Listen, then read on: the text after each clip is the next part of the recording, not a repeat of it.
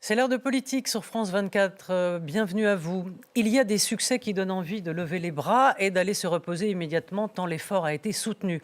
Mais ce n'est ni un succès, ni un repos garanti. C'est un exploit d'équilibriste qu'a réussi Sébastien Lecornu, un tour de force quand on le compare à ses prédécesseurs. Le texte voté n'est pas une déclaration à la rigueur budgétaire ni à la révolution sociale. C'est un marchandage politique qui a marché dans un théâtre d'impro. Mieux valait un mauvais budget que pas de budget du tout.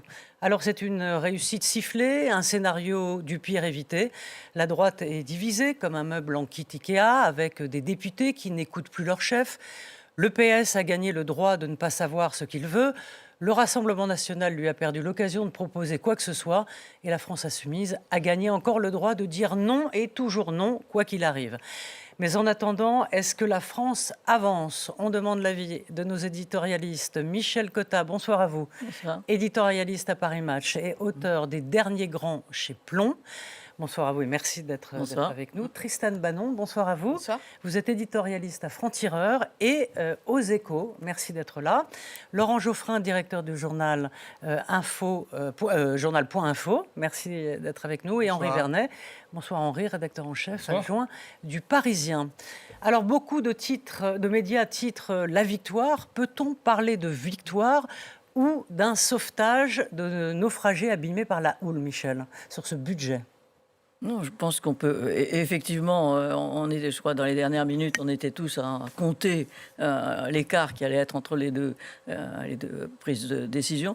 Bon, il a gagné de ce point de vue-là. Maintenant, je ne sais pas exactement ce qu'il a gagné. Oui, c'est. Est-ce qu'il a gagné un budget qui s'adapte à l'Assemblée nationale telle qu'elle fonctionne aujourd'hui et telle qu'elle est aujourd'hui, en n'ayant pas fait usage de toutes les armes qu'il avait, auxquelles il avait renoncé, ça c'est vrai. Maintenant, qu'est-ce que ça donne pour ce qu'on attendait d'un budget, non pas de sévérité, mais en tout cas d'adversité, mettons.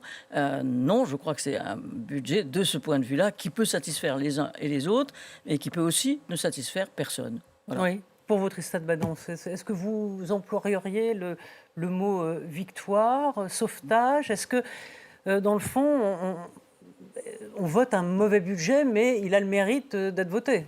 C'est en tout cas la victoire de sa méthode. Et sa méthode, c'est le compromis. Et on n'était plus très habitué, voire pas très habitué, au compromis en France. Il est arrivé en disant qu'il allait être une rupture. Et il semble parvenir à ce qu'il voulait. Ce budget, effectivement, il n'est pas fantastique, on est tous d'accord, mais il existe. Ouais. Et on en a besoin. Et les Français le veulent surtout. Les Français voulaient de la stabilité. Il semble réussir à apporter ça. Il va y avoir évidemment le budget de l'État qui finira avec une loi spéciale. Et après, il va y avoir un moment de stabilité, puisqu'il n'y a plus de grosses échéances qui vont suivre. Donc, il apporte ça. Donc, il a cette victoire-là. Moi, je serais plus circonspecte sur les autres autour de lui, à commencer par Olivier Faure et le PS, qu'on dit co-vainqueur. Je pense que ça va être en 2 temps. Oui. Alors, et puis après, Laurent, vous nous parlerez aussi de quel est votre avis. Mais Henri, ce vote met une lumière crue, en quelque sorte, sur la classe politique, qui n'était pas habituée ni rompue à la négociation. On peut se féliciter tout de même, ce que disait Tristan, de cette méthode, sans pour autant se féliciter du résultat, mais en tout cas d'une méthode qui semble avoir marché, contrairement aux 2 prédécesseurs qui s'y sont cassés les dents. Oui, non, mais ça c'est certain. C'est d'ailleurs ce dont il se prévaut, ce qu'il met beaucoup en avant, même s'il l'a quand même joué modeste, pour dire les choses de manière un peu triviale, dans la mesure où, par exemple, il n'était pas dans l'hémicycle au moment du vote, alors qu'il aurait pu, je parle de Sébastien Lecornu, venir de manière un peu triomphale en agitant son drapeau et on disait, voilà, regardez, moi, pour la première fois, un PLFSS est voté et non pas passé en force au 49.3, comme c'était le cas quand même maintenant depuis des années. Donc oui, de ce côté-là, c'est vrai que la méthode du compromis, la méthode des petits pas, les uns vers les autres, a marché. D'ailleurs, c'est un de ses collaborateurs qui nous disait, enfin, aux Parisiens, qui nous disait, c'est bien que personne soit vraiment content. C'est bien la preuve que c'est un compromis, sinon on s'en féliciterait. Néanmoins, moi, je trouve quand même que le PS, si, le fait est que celui qui obtient le plus là-dedans, c'est clairement le PS. PS. Attention, il y a le municipal qui arrive. Hein. Non, mais bien sûr, je parle vraiment du budget. Oui, je parle de l'enveloppe, voilà, en deux temps. l'enveloppe initiale, quoi, telle qu'il était destiné, et tel qu'il est à l'arrivée, c'est quand même vraiment, les gains sont clairement pour les demandes du PS, que ce soit bien évidemment le scalp avec la suspension de la retraite, qui était quand même une réforme. Une parenthèse, qui était quand même déjà une réforme, je l'ai déjà dit ici, je crois, vraiment pas intéressante. Néanmoins, la réforme intéressante, encore une fois, ça aurait été la retraite à points. Ça aurait été novateur et intéressant. Peut-être qu'elle reviendra pendant la campagne présidentielle de 2027, peut-être que quelqu'un l'endossera. Mais bref, toujours est-il que c'était quand même une des réformes principales de Macron. Et donc, PS a eu son scalp, le Cornu aussi l'a obtenu. Mais quand même, vous disiez dans votre lancement, qui gagne? Alors la classe politique, oui. Qu'est-ce qu'elle y gagne, la classe politique? Elle a sauvé non pas le budget, non pas la France, mais les meubles. Ils sont encore là. La plupart sont encore là. C'est-à-dire que c'est aussi gagner du temps, gagner des mois, quelques semaines avant, en tout cas, quelques semaines avant une dissolution. Mais le pays, non. Regardez, qu'est-ce qui est voté en réalité? C'est un budget de la Sécu qui est encore plus en déficit que le précédent. Alors qu'à l'origine, il s'agissait de faire 6 ou 7 milliards d'économies. Le résultat, c'est qu'il y a 1,5 milliard de dépenses en plus par rapport à celui de l'année dernière. Et ce serait encore davantage si l'État n'assurait pas certains transferts. On ne va pas rentrer dans les détails techniques, mais disons que du point de vue de l'économie globale du pays, des finances publiques, c'est quand même extrêmement inquiétant. C'est décidément un pays qui n'arrive pas, qui est dans le déni perpétuel et qui n'arrive pas à regarder les choses en face. Ouais. Au-delà d'avoir le scalp, Laurent, pour le Parti socialiste, de ces réformes des retraites, et encore 3 mois, une suspension, effectivement une hausse de la CSG sur le patrimoine en tout cas. Quels vont être les gains politiques, peut-être électoraux, du Parti socialiste? Bon, il se sépare une bonne fois pour toutes de LFI, qui crie d'ailleurs, qui s'époumonne à dire qu'ils ont été la corde qui a sauvé la Macronie. Mais au-delà de ça, quel positionnement gagne le Parti socialiste aujourd'hui? Pour juger vraiment d'une victoire, il faut imaginer ce qu'aurait été la défaite. Parce que là, on voit la différence. Qu'est-ce qu'aurait été la défaite? D'abord, le budget de la sécurité sociale aurait été encore en déficit, mais il aurait été beaucoup moins favorable à ceux qui demandaient des changements. Deuxièmement, le poste du Premier ministre aurait été mis en jeu. Il aurait pu refuser de démissionner. Enfin, il était affaibli beaucoup. Et quatrièmement, surtout, le pays se serait dit, mais ils sont vraiment incapables, tous ces gens-là, ils n'arrivent pas à se mettre d'accord, c'est ridicule. Et c'est vrai que ça devenait ridicule. Un exemple, pendant 2 mois, il y a eu des amendements dans tous les sens. Donc on disait, c'est un compromis, ils vont arriver à quelque chose, etc. Et une fois que je parle du budget de l'État, là, pas de celui de la Sécu, sur le budget de l'État, il a été rejeté à l'unanimité après 2 mois de débat. Les gens se disent, attendez, ils discutent d'un projet pendant 2 mois, ils l'amendent dans tous les sens, et après ils votent tous contre. C'est ridicule. Oui, mais comment Donc, ça repose... Ma question, Laurent, le Parlement était en train de se ridiculiser. Et s'il n'y a pas de budget à la fin de l'année, ils vont continuer à se ridiculiser au mois de janvier, peut-être au mois de février, il y en a qui disent jusqu'au mois de mars. Donc on aura passé plus de 6 mois à discuter du budget de l'année prochaine, alors que l'année prochaine sera déjà entamée. Mais ma question... C'est ridicule. Enfin, c'est une très bonne manière de discréditer le pouvoir du Parlement. Ça. Mais comment ça repositionne le Parti socialiste? C'est-à-dire qu'il était arrimé... Je termine sur la défaite. Oui. Qui aurait gagné? Le Rassemblement national et LFI, par définition. Et donc la situation du PS aurait été brutalement dégradée par rapport à celle de LFI. Alors que, à mon avis, alors ça c'est mon avis, qui n'engage que moi, c'est que si la gauche veut avoir une chance au moins de bien figurer dans la prochaine élection présidentielle et éventuellement dans les législatives qui suivront, il faut que le PS redevienne, il faut que la gauche de gouvernement redevienne plus forte que la gauche radicale, autrement ça ne marchera jamais. Ouais. Et donc on a échappé aussi à ça. Donc de ce point de vue-là, par rapport à ce qu'on aurait subi, c'est une grande victoire. Alors après, le PS, il joue son jeu en disant, bon, nous on est sérieux, on est responsable. C'est ce qu'il voulait depuis le début. C'est ce qu'il voulait affirmer, il voulait se dégager de LFI. À mon avis, plus il se dégage de LFI, mieux c'est, pour tout le monde. Pas pour LFI, mais pour tout le monde, par ailleurs. Et la question est de savoir si son électorat, ou l'électorat en général, va faire passer son rejet de Macron avant son souci de stabilité. C'est ça la question. Ouais. Les gens veulent la stabilité, mais ils n'aiment pas Macron. Ils n'aiment pas Macron, mais ils veulent la stabilité. Donc ils hésitent constamment entre les deux attitudes. Mais à mon avis, y compris pour le pays d'ailleurs, parce que les gens disent oui mais ce budget il est pas bien, il correspond pas aux besoins actuels du pays, etc. Mais alors l'absence de budget c'est encore pire. Hein. Ouais. On avait 2 mauvaises solutions. Alors, il faut prendre la moins mauvaise, c'est pas enthousiasmant, mais au moins c'est rationnel. Michel. Je voulais juste parler de la notion de compromis, parce que c'est vrai que c'est un compromis, mais alors je trouve que si on entre dans un système parlementaire de compromis, et pour ma part, j'y serais tout à fait favorable. Parce qu'il vaut mieux qu'ils se gouvernent après tout seul, sans la menace permanente du 49.3, et qu'ils soient capables de démontrer leur intelligence à débloquer les situations. Mais si on veut parler de compromis, à mon avis, si on peut faire un reproche, et on peut en faire beaucoup, mais notamment celui-là, je crois que c'est à partir de 2022 qu'il aurait fallu donc après sa réélection, qu'il aurait fallu que Emmanuel Macron décide d'une sorte de compromis, mais alors à l'allemande, c'est-à-dire qu'ils se mettent les uns et les autres 3 semaines derrière dans leur dossier, et qu'ils dégagent au fond un compromis par avance. Qu'ils fassent adopter. Pour une coalition. Une coalition, une vraie coalition gouvernementale, parce qu'ils ne peuvent pas gouverner autrement. Enfin, il faut qu'ils s'y fassent. Ils peuvent pas. Et il y aurait une dissolution, ce serait la même chose, vraisemblablement, sauf victoire immédiate et entière du Rassemblement national. Donc je trouve que oui pour la culture du compromis, à condition qu'on ait la vraie culture du compromis, c'est-à-dire qu'on l'élabore, et qu'on l'élabore en s'en donnant le temps. Et finalement, ça n'a pas été le cas, d'où la surprise des gens à l'idée que finalement, le Cornu est réussi son pari. Mais c'est tout à fait. Et l'exemple allemand, d'ailleurs, il est tout à fait intéressant. Et rappelez-vous, Macron l'avait revendiqué. C'était un peu aussi une façon de dire, comme si j'avais contrôlé la dissolution pour mieux avoir un système à l'allemande et inciter nos parlementaires au compromis, ce qu'ils n'ont jamais fait en gros depuis 1958. Mais bon, pourquoi pas? C'était une façon, c'est un peu Cocteau, feignant d'organiser ces mystères qui nous dépassent. Mais à l'allemande, qu'est-ce qui se passe? La coalition dont vous parlez, ils sont d'accord sur un document qui fait en gros, en général, entre 300 et 400 pages. Ils mettent des mois pour l'élaborer. Et après, une fois qu'il est élaboré, ils vont présenter un gouvernement, une équipe. Ça, c'est la première chose. En France, vous l'avez souligné vous-même, qu'est-ce qui s'est passé? C'est plus des arrangements comme ça. Combien de fois la découverte d'un duo Olivier Faure, Sébastien Lecornu, ils se sont vus assez souvent.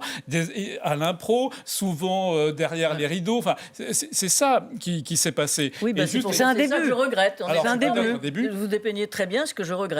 Oui. Alors même si en Allemagne ça marche pas si bien que ça, la coalition. Enfin, ça a marché longtemps. Christiane Badon-vous dit. C'est un début. Puis il y avait un enjeu à l'international quand même. C'est-à-dire qu'il ne faut pas oublier que les agences de notation nous ont dégradés en mentionnant l'incapacité de nos politiques à s'entendre et à projeter le pays dans quelque chose de stable. Donc il y a un enjeu à la stabilité qui est très important si on veut continuer de pouvoir peser un peu. Il n'est pas sûr que le vote sur les retraites arrange les agences. Non, pas de notation. Je pense que c'est le contraire. En revanche, et notamment pas l'Europe. Elle nous rattrape au tournant, l'Europe. Ça, c'est clair. On sait très bien qu'on est dans un déni dans cette affaire de retraite. Mais il était quand même bien mentionné à chaque fois dans les rapports des agences de notation l'incapacité de nos politiques à s'entendre. Oui, alors donc tout est à l'arrêt. Je poursuis sur ce que vous dites. La France est à l'arrêt, plus rien ne se passe. On voit les usines qui ferment. La Chine qui est en excédent, qui va dévorer tous les pays du monde parce qu'ils produisent moins cher et mieux. Donc aujourd'hui, on a les yeux rivés sur les politiques, on a les yeux rivés sur le budget, et en attendant, on regarde passer les trains. Mais ça va continuer après aussi.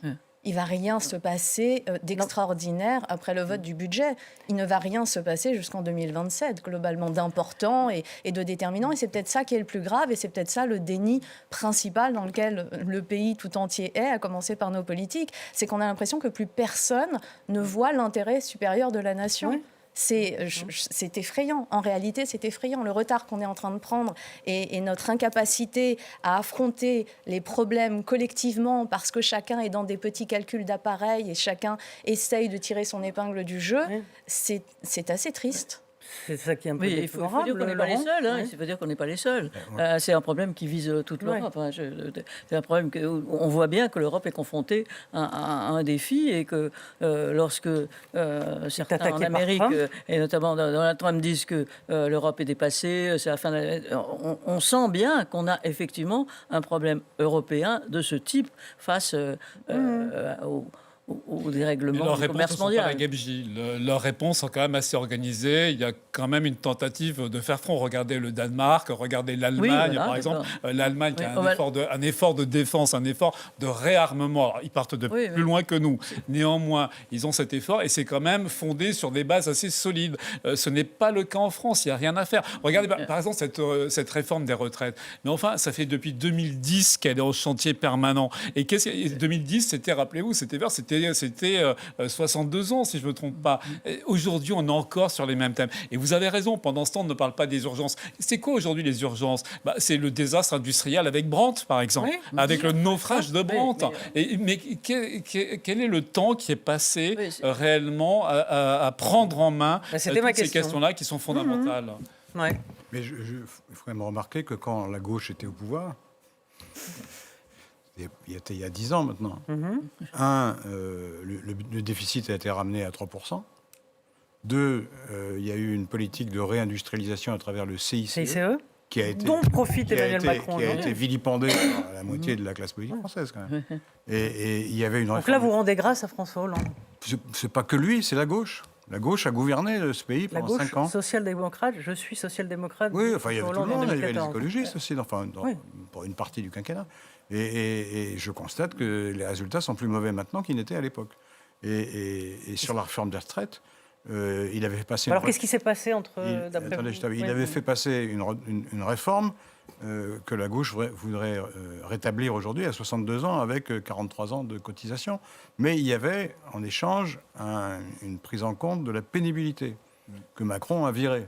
Et qui a dit ensuite... Que les patrons, Les verront patrons, aussi, enfin, oui. après Enfin, c'est le Macron conclave. qui a- c'est Macron Après le qui a conclave. décidé, quoi. Et que les patrons ont refusé au moment du conclave. Et donc ça veut dire quoi?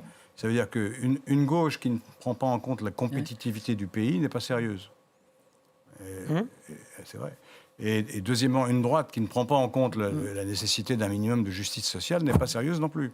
Et c'est ce qu'on a fait, là. C'est-à-dire que les réformes favorables aux entreprises de Macron n'ont pas été compensées par des réformes de justice, notamment dans le domaine fiscal, qui auraient pu faire passer la pilule, si je puis dire. En tout cas, faciliter la mise en place de cette politique. Et ça veut dire que quand c'est le centre ou la droite qui sont au pouvoir, ça marche moins bien que quand c'est la gauche. Oui, on est un peu sceptique parce qu'on est un peu oui, mais sceptique. je- Mais enfin, bon, Dites-moi que les éléments que j'ai cités sont faux. oui, non, mais sont c'est pas vrai, faux. mais Non, sur le CICE, les circonstances sont Vous pourriez dire différentes, que sous malheureusement. Emmanuel Macron aussi, le chômage a baissé. Non, mais- Oui, mais il avait commencé à la fin de Hollande. Cela dit, l'adversaire de Oui, Hollande non, mais j'y dans le peux rien, c'est la CICE, vérité. ça a été les frondeurs, donc au sein Oui, du c'est PS ça. et de la gauche. Oui, mais ce que je bien dis, justement, davantage que la s'adresse droite. Vous notamment avez aux raison. frondeurs qui Le sont CICE, complètement c'était une vraie réforme pro-entreprise. Et d'ailleurs, Voilà. on retrouve l'esprit frondeur dans la LFI telle qu'elle fonctionne. C'est-à-dire qu'on voit bien Exactement. que la LFI s'oppose à tout systématiquement, donc est frondeur plutôt que constructif. Ça, Cela on le dit, voit. je rajoute un codicile. Un amendement Non, pas un amendement pour aller dans le même Non, mais sens. on va voter Non, pour. c'était- La gauche, C'était pour faire actu. la gauche radicale a raté sur toute la ligne, quoi. Ils n'ont obtenu rien. Rien du tout. Bah, Oui, mais c'est qu'ils demandent, important. même. En politique, c'est bien d'avoir quelques succès. Et même, là. on pourra dire qu'ils ont Ils- voté contre la retraite à 62 Ils ont même voté 62 ans. contre le report de la Comme retraite. C'est quand même incroyable. Et donc voilà, c'est une impasse, ce truc-là. Donc alors, on fait grand cas de Mélenchon et d'autres parce qu'ils font beaucoup de bruit, puis ils font de la provocation. Hein. Commande gravement, il a dit ça. Sauf qu'ils n'arrivent à rien. Ils ont essayé par la rue. Hein, c'était l'opération bloquons tout. Ouais. Bloquons tout, ne rien bloquer. Bon, d'accord. Ensuite, ils ont dit il faut renverser le gouvernement. Le gouvernement est toujours là. Et ensuite, il faut préparer une législative, enfin législative ou une présidentielle. Il n'y a pas de législative, il n'y a pas de présidentielle. Il y aura une présidentielle. Ça dépend à la quel date était prévue. vraiment l'objectif. Si Et l'objectif ils de la les ont France donnés, leurs insoumise, objectifs. c'est de radicaliser le pays, ils ont quand même pas si Mais je mal suis réussi pas que ça, sûr de ça. malheureusement. Je suis pas Je sûr de pense ça. que dans la montée du Rassemblement national, la France insoumise a une part très Ça, ils l'ont pas importante fait de volontairement. responsabilité. Oui, mais enfin, ils l'ont Dans pas fait volontairement. l'effondrement du barrage républicain, la France insoumise a une effarante responsabilité. Oui, bah alors, c'est encore pire que ce que je dis. Je veux dire qu'il y a une séquence de la semaine, d'ailleurs qui m'a ravi. C'est la séquence où sur une chaîne différente, Olivier Faure a dit, à qui on a dit mais alors quelle est votre relation relation avec la France Insoumise. Il a dit « Mais qu'est-ce qu'il veut alors Mélenchon ? Il veut le grand soir ? Il veut la révolution ?» comme s'il ne le connaissait pas. Et surtout, comme s'il n'avait pas eu un accord avec lui depuis longtemps. J'ai trouvé que c'était un sketch formidable. Oui, c'est vrai que c'est... je voudrais dire un mot, vous vouliez en parler, Henri, sur... parce que l'affaire n'est pas dans le sac, évidemment. Mais non, ce n'est que le PLFSS, oui, voilà. le budget de la Sécu, et il reste encore le pas, budget. pas Voilà. totalement. Donc, le budget de l'État. Et moitié dans de le la budget de l'État, il y a le budget de l'armée. Ouais. Avec une hausse de 6,7 milliards d'euros. Alors hier, les députés ont approuvé le vote symbolique sur le budget de la défense, mais le Rassemblement national y voit une manœuvre pour faire pression justement sur le budget. On l'écoute. Oui. On l'écoute Marine Le Pen. Marine Le Pen. Ne serait-ce que par cohérence, nous ne pouvons voter contre cela. Voilà pourquoi ce vote, en réalité, n'est pas le véritable sujet. Le véritable sujet, ce sont les raisons qui vous ont poussé à l'organiser. En effet, ce vote n'aura aucun effet sur le budget de nos armées, puisque celui-ci est inclus dans le budget de l'État, et donc dans le mauvais projet de loi de finances que vous avez échoué à faire voter par cette Assemblée en première lecture. La vérité, c'est que ce débat et ce vote sont pour vous l'occasion d'instrumentaliser le budget de la défense pour faire passer votre loi de finances. Elle a tort, elle a raison. Alors, j'allais dire les deux, mon général, c'est la question d'un budget militaire.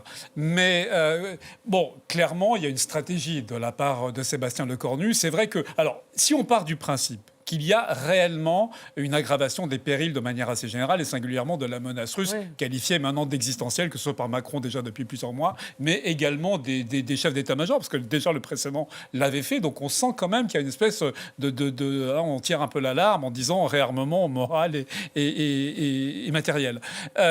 Donc si on admet ça, c'est vrai qu'il le faut. Il faut y consacrer les moyens, donc y compris les moyens financiers. J'évoquais tout à l'heure l'Allemagne. Eux, par exemple, c'est 100 milliards d'euros. Nous, il s'agit, il se trouve que notre budget est plus élevé, donc à la base, mais il s'agit en effet de rajouter 6,7 milliards, vous l'avez dit, cette année, mais de nouveau la même somme en 2027 pour arriver en gros à un budget aller qui ferait dans les entre 65 et 70 à la fin du deuxième quinquennat Macron, alors que quand il est arrivé, c'était 32 milliards à peu près. Bon.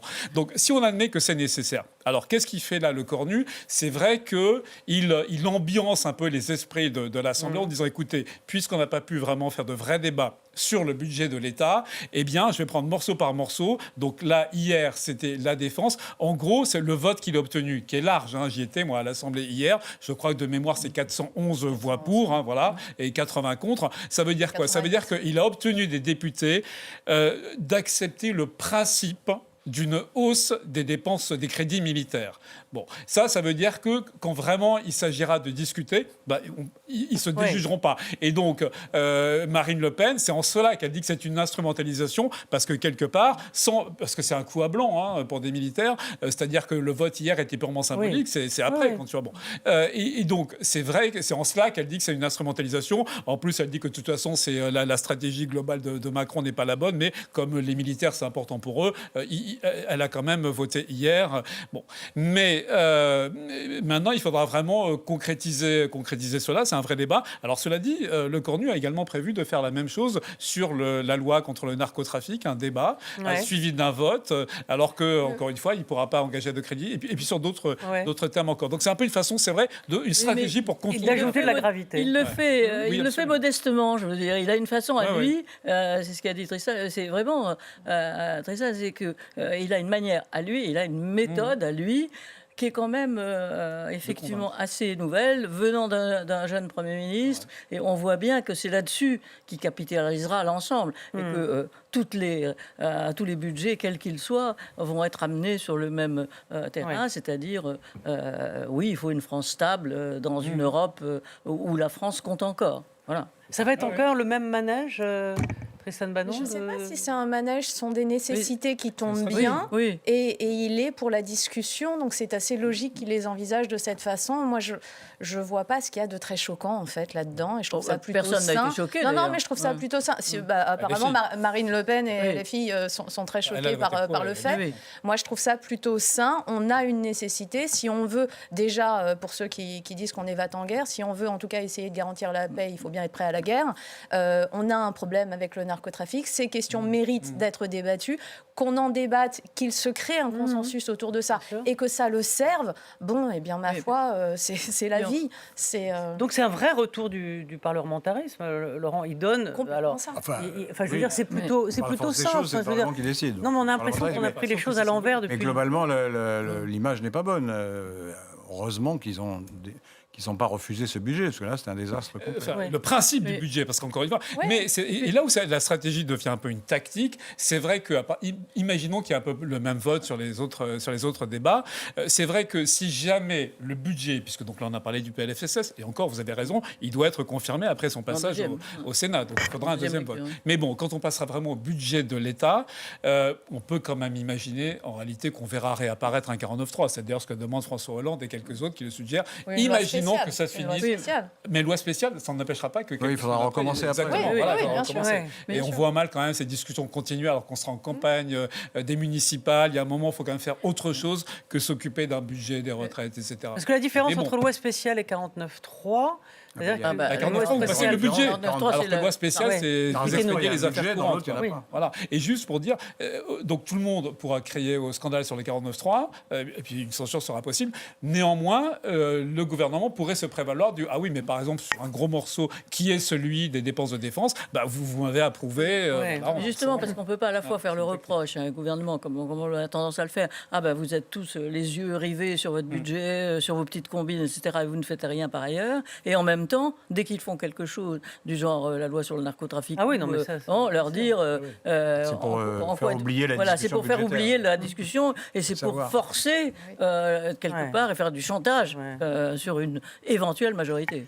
Alors, je voudrais juste un moment, avant qu'on passe à la polémique sur Brigitte Macron, se pencher sur le cas d'Édouard Philippe, tout de même. Comme son mentor, il est droit dans ses bottes. Alors, évidemment, peut-être a-t-il une dent contre Emmanuel Macron, puisqu'il avait demandé sa démission il y a quelques semaines. Mais en tout cas, il a une dent contre ce budget, contre la suspension de la réforme des retraites et l'augmentation des impôts.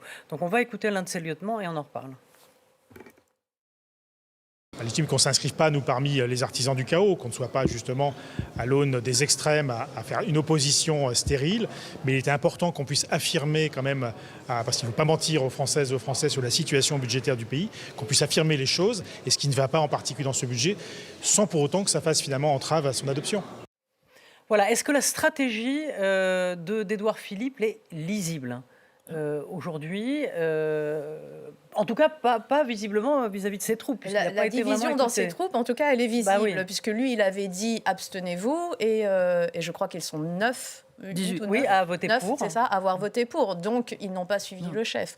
Donc, il y a quand même... Là, il y a eu un petit dérapage. Sa position, franchement, était irresponsable. Oui, irresponsable. Il est candidat à la présidence et il vote pour le chaos. C'est pas sérieux, ça. C'est ce qu'a dit Olivier Faure. Il a dit c'est l'ingénieur du chaos. D'un autre côté, on peut pas ignorer qu'il était pour une retraite, lui, au-delà de 64 ans. Il reste fidèle à sa ligne. En tout cas, il peut plaider sa propre cohérence, même s'il n'y a pas de cohérence avec peut-être sa participation et le fait d'avoir été Premier ministre au moins. Mais justement, quand on fait un politique, quand on fait un compromis, n'existant pas, il faut choisir. Il a choisi la retraite à 67 ans. Oui, c'est ça, mais la décision est mauvaise. C'est une décision qui est motivée par un calcul présidentiel et non pas par la situation actuelle. Parce qu'il ne veut pas être embêté au moment de la campagne où on lui dira vous avez voté les propositions de Macron, maintenant vous êtes contre lui, c'est pas logique, etc. Donc, il a senti, puisqu'entre la première annonce et le lendemain, il y a eu une espèce de fléchissement vers l'abstention, parce qu'il savait qu'il n'était pas suivi par son équipe. Contre, il aurait été, comme vous dites, un ingénieur du chaos. Mais bon, après, ceux qui ont voté pour, c'est aussi qu'ils n'ont pas du tout envie d'aller aux urnes. Il y a ça également. Ils sont là, les députés ont raison, rien ne dit, mais eux comme les autres d'ailleurs, qui seraient réélus en cas de dissolution. Donc il y a aussi ça, c'est quand même un vote de préservation, de sauvetage, non pas du pays, mais des meubles. Alors, on ne peut pas changer les meubles tout le temps, on vient de les changer. Oui, non, mais c'est tout à fait, je suis assez d'accord. On peut les déplacer. Ils ne change pas, on les déplace. Ça devient une névrose, à force. Et il y aurait de quoi dire sur la névrose française. La polémique a enflé toute la semaine. Brigitte Macron était à une représentation d'un comédien, Harry Habitant. L'acteur a eu 2 non-lieux dans une affaire de viol. Des activistes féministes ont perturbé le spectacle en coulisses. Elle était filmée, donc Brigitte Macron, elle le savait. Elle l'a dit en aparté. Au comédien, ces sales connes, on va, je cite, les foutre dehors. C'est ce qui a provoqué un tollé. Je vous propose d'écouter Sandrine Rousseau. Alors, les propos de Brigitte Macron sont inadmissibles et elle doit s'excuser de ses propos. Elle peut ne pas être d'accord avec la forme que prend l'action, et ça c'est son droit le plus strict. Mais pour autant, la manière dont elle qualifie les militantes féministes, c'est de l'insulte. Sale conne, c'est une insulte. Et en fait, on ne peut pas être première dame et parler ainsi de militantes dont le seul objectif est de faire baisser le nombre de viols, le nombre de violences sexuelles et sexistes d'une manière générale. Tristan Banon, comment vous réagissez à cette scénette qui a été enlevée d'Internet, enfin sur les réseaux? Est-ce que Brigitte, qui a tort dans cette histoire? C'est pas d'avoir tort ou raison d'être noir ou blanc, mais enfin bon, il y a eu les propos de Brigitte Macron qui ne pensait pas qu'elle était filmée, que ça se retrouvait sur les réseaux, et il y a à la fois ces activistes qui viennent perturber le spectacle face à un homme qui a été non pas blanchi, mais où il y a eu un non-lieu, c'est-à-dire qu'il n'y a pas de preuve qu'il soit coupable ou non coupable. Donc beaucoup ont pris la défense de ces activistes. Non, mais il y a plusieurs sujets. Oui, il y a plusieurs sujets. Il y a plusieurs sujets dans ce sujet. C'est compliqué. Il y a le sujet de ce qu'a dit Brigitte Macron, dont personne ne se pose la question de savoir de qui elle parle. C'est-à-dire que toutes les féministes l'ont pris pour elle. Elle ne parle pas à toutes les féministes. Elle parle en privé, de façon, je trouve, assez peu prudente, parce qu'elle est filmée, et donc quand on est première dame et qu'on est filmé, on peut quand même faire attention à ce qu'on dit, mais elle parle malgré tout en privé de 4 ou 5, je ne sais pas combien elles étaient, activistes qui la veille ont interrompu le spectacle de ce comédien. Est-ce qu'il est normal, est-ce qu'il est pertinent d'interrompre un spectacle alors que quelqu'un a été, en tout cas, reconnu non coupable, pas innocent, mais non coupable par la justice, puisqu'on a décidé qu'il n'y avait pas lieu d'avoir un procès et qu'il n'y avait pas suffisamment d'éléments de preuve pour en avoir un? Mon avis, c'est que non, on est en 2025, on peut faire des tribunes, on peut faire plein de choses, on peut écrire sur les réseaux sociaux son avis, et après, libre à chacun d'aller voir ou pas ce spectacle. Moi, il y a plusieurs questions que je me pose. D'abord, c'est à quel moment la personne qui filme a trouvé pertinent de rendre ça public? S'est-elle dit qu'elle allait faire avancer le féminisme? J'ai pas l'impression que la cause féministe avance des masses, mais que c'est plutôt les divisions internes qui sortent grandies de tout ça. Après, il y a une autre question. Évidemment, moi, j'ai toujours pris le parti, et je pense que c'est très important dans une société, dans un état de droit, de respecter la chose jugée et de respecter les décisions de justice. Après, il y a la façon dont Harry Habitant en parle, de cette décision de justice. Et il est vrai que je peux comprendre que ça exaspère un peu quand il dit qu'il pardonne à la femme à la plaignante, à la femme qui a porté plainte contre lui. Avec laquelle il avait vécu 3 ans quand même. Je peux comprendre que ça passe mal, que ça frotte un peu, comme on dit, sachant qu'en plus, plusieurs éléments du dossier ont fuité et qu'à pour le moins, évidemment, il n'est pas coupable aux yeux de la justice, mais à pour le moins, il s'est quand même passé des choses étonnantes. Donc voilà, il y a beaucoup de choses. Maintenant, je pense qu'il aurait suffi que Brigitte Macron présente ses excuses, et ça aurait réglé le problème. C'est dommage que ça n'ait pas été fait. C'est ce qu'elle a fait en tout cas. Voilà, Michel, votre avis, on demandera aux hommes. Au fond, n'importe qui aurait dit ça. N'importe qui d'inconnu aurait dit ça. On se serait dit, c'est une façon assez d'évacuer le problème d'une manière un peu brutale. Mais enfin bon, c'est vrai que quand on est femme du président, on fait attention à ce qu'on dit. Mais enfin bon, heureusement que de temps en temps, c'est pas des machines, les gens. Donc elle a réagi comme elle le pensait. Mais en tout cas, je suis tout à fait d'accord avec Tristan. C'est pas du tout l'ensemble des féministes qui sont en cause. On a l'impression maintenant, quand on entend, il n'y a pas la moindre vedette de spectacle maintenant qui ne dit pas, moi je suis une sale conne, ou d'accord, enfin pardon de dire les mots tout crus. Bon, ça c'est exagéré, parce que c'est pas elle est femme, et par conséquent, sans être capable de perturber un spectacle, ce qui quand même est très, très insupportable. peut exprimer son avis, Ouais. et elle n'exprime pas son avis sur l'ensemble du mouvement féministe. Donc, Voilà. faute partagée, Laurent. Moi, je Laurent suis d'accord avec Tristan, mais je crois que le couple Macron n'a pas tout à fait compris l'évolution des rapports hommes-femmes, parce qu'il s'était déjà planté complètement avec Depardieu. Ah oui, il l'avait défendu. Il ouais. avait dit, oui, c'est un grand homme, ce qui est vrai d'ailleurs par ailleurs, mais Il avait dit c'est un grand mais comédien, ce qui est pas faux. c'était mal placé. Mais bon, Oui, mais il y a des- c'était pas le Oui, mais il y a des sujet. moments- oui, moi, C'était je suis pas pas le président de la République, Ouais. d'abord. Ouais. Et deuxièmement, il y a des moments où on dit les choses, des moments où on les dit différemment, parce qu'il Ouais. Il faut les dire différemment, de toute façon. tu vois. C'est un symbole de l'antiféminisme et du mépris envers les femmes, quoi. Donc c'est un problème d'en faire l'éloge à ce moment-là, quand même. Non et là, Ah oui, pareil. non, c'est une maladresse. Là, on bien peut sûr. contester l'interruption d'un spectacle, ça se discute. Mais comme ça, le cri du cœur, les féministes sont les sales connes, non, c'est pas bien. Ça, c'est pas seulement parce que c'est la première dame, parce que c'est faux, c'est pas des sales connes. On peut dire qu'elles exagèrent ou je ne sais quoi. Ils sont même assez évidemment, mais organisés pour perturber un spectacle. manier l'insulte, ça veut Ouais. dire qu'on a vraiment... Est-ce qu'elle a insulté d'autres fractions de l'opinion Non. qu'on le sache? Des gens d'extrême droite, par exemple, elle les a insultés, pas du tout. Comme par hasard, ça tombe Ouais. sur les féministes, c'est bizarre. Hein. Après, Et deuxièmement, pardon, je termine. Ouais. L'histoire du non-lieu, là, il y a une confusion totale. Le non-lieu, c'est mieux que l'acquittement. C'est-à-dire que ça innocente plus que l'acquittement. Parce que les féministes disent, comme il y a eu non-lieu, il n'y a pas eu de procès, donc on ne sait pas. Mais c'est pas ça du tout, la énorme. justice. La justice, c'est qu'on fait un procès quand il y a des éléments probants, suffisamment Là, il y a d'éléments pas de probants. Et donc Le là, non-lieu, les c'est juges, pas de peut-être preuve. qu'ils se sont trompés, j'en sais rien, mais en tout cas, les juges ont estimé qu'il n'y avait pas d'éléments, non, pas pour l'acquitter, mais même pour lui faire un procès. Il y a encore moins d'éléments que pour le condamner dans un procès en bonne et due forme. Donc c'est un contresens, ce truc-là. Mais c'est vrai Après, on qu'ensemble peut des toujours gens- argumenter pour dire ils ont mal vu, ils n'ont pas vu, regardez le document, machin. Ça, c'est le commentaire de l'édition de justice, il est libre. Mais tu as raison Mais- sur le non-lieu, en tout cas. Parce que Non-lieu. c'est vrai qu'à partir Non-lieu, du c'est les mieux gens d'avoir un disent- non-lieu que de passer un Les procès. juges Oui, n'ont pas osé s'attaquer. Donc, ça n'avait pas de Alors quoi que faire un c'est procès, en non-lieu, fait, c'est ça que ça Parce veut qu'il n'y dire. a pas lieu de... Ça veut dire qu'il n'y a pas lieu de faire procès, de faire un procès. Oui, mais il y a ça veut aussi. dire Avant nous même n'avons- de non, savoir non. s'il faut le condamner. Ça veut dire nous n'avons pas les éléments de preuve Voilà, les suffisants preuves. Oui, pour mais ça, c'est savoir pareil pour s'il y a lieu. l'acquittement, Oui, faute mais de preuve, ça existe. La il y en a tout le confusion temps. vient du fait Mais que... c'est difficile, les preuves, dans ces cas-là. Enfin, c'est ça Et aussi. puis il y a très peu de la plaintes qui justice, aboutissent la réellement. justice n'innocente pas. C'est pas la question qui est posée à la justice. Ce qui est posée à la justice, c'est avons-nous les éléments de preuve Oui. suffisants Eh ben, pour Oui, mais c'est ça, aller oui, au mais procès d'accord, mais si on n'a pas les éléments En de justice. preuve, c'est quand même Oui, mais c'est embêtant.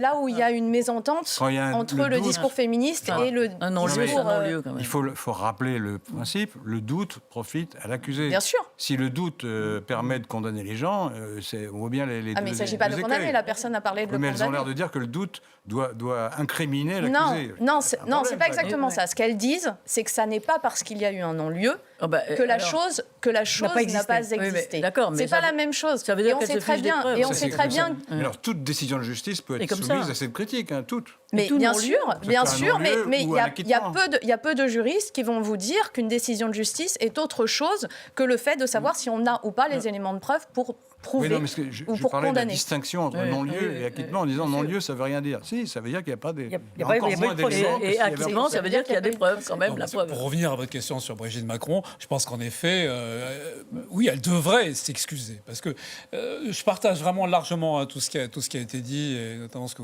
vous expliquiez.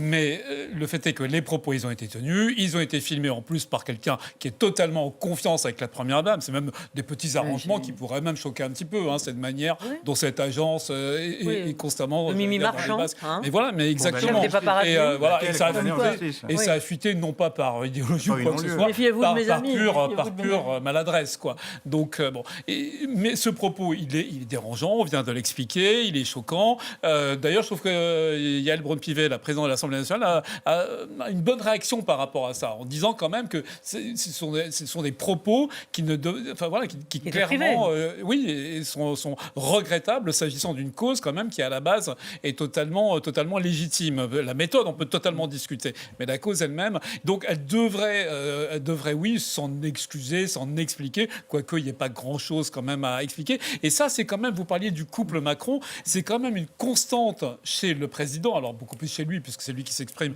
au premier chef et non pas la première dame, c'est quand même de devoir faire le service après-vente dès qu'il dit quelque chose, mais quand même régulièrement. C'est souvent, ah non mais attendez, demandé. Ma pensée, elle est tellement complexe que finalement, personne n'est à même de la comprendre. Excepté En tout Brigitte. cas, voilà, peut-être, et même elle, sans doute, a-t-elle parfois du mal. Mais c'est quand même quelque chose qui est un peu embêtant parce que finalement, qu'est-ce qu'il pense vraiment? Et c'est vrai que là, le décalage entre un président qui a fait de la lutte contre les violences faites aux femmes une cause nationale, une priorité de son Oui, c'est un peu quinquennat, embêtant, le oui. décalage est quand même criant, même si là, c'est la première dame qui s'exprime. Mais enfin, vous l'avez rappelé, lui-même a eu des propos plus que contestables sur Gérard Depardieu, surtout vu le dossier qui a suivi. Donc, bon, là, oui, il y a une demande, je pense, de clarification de sa part et d'excuses, tout simplement. Je veux dire, un moment pour le faire aussi. Juste très court pour ajouter au contexte, encore une fois, moi je pense qu'elle devrait s'excuser, mais on ne peut pas complètement oblitérer le fait qu'elle a toujours été très impliquée dans la lutte contre les violences faites aux femmes et que quand elle-même s'est retrouvée, jusqu'à il y a très peu de temps, cible d'un cyberharcèlement odieux et absolument dégueulasse, elles n'étaient pas nombreuses, les féministes qui l'ont aidée. À venir à son Voilà. secours. Donc je pense qu'il y a aussi, elle a peut-être un petit ressentiment et qu'elle en a, vulgairement parlant, gros sur la patate. Merci à tous d'avoir participé à cette émission. Merci à Flore Simon et à toute l'équipe technique. À très vite. Merci.